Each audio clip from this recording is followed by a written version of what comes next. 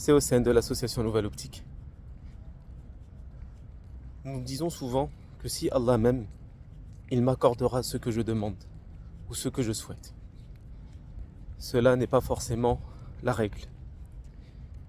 La règle est plus nuancée. Quand Allah aime un de ses serviteurs, il lui accorde ce qui est bien pour lui.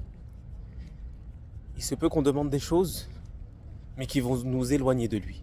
C'est pour cela que nous avons la prière de consultation. Lorsque nous souhaitons quelque chose, nous consultons Allah subhanahu wa ta'ala dans une affaire, nous lui demandons si c'est un bien pour moi et ma religion, rapproche-moi ce bien et rapproche-moi de lui.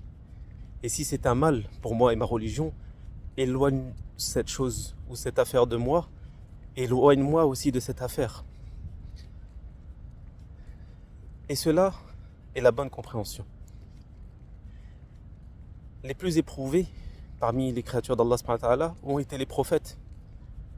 Or, c'était eux qui auraient été les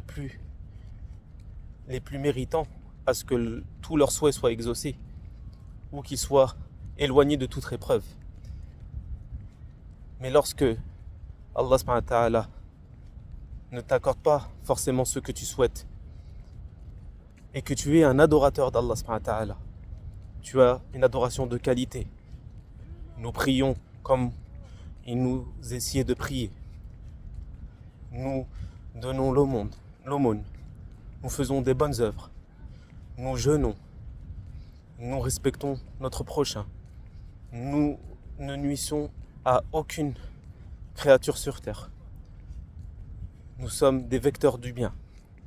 À ce moment-là, quand tu n'as pas forcément ce que tu demandes, c'est que Allah subhanahu wa ta'ala veut du bien pour toi et t'aime.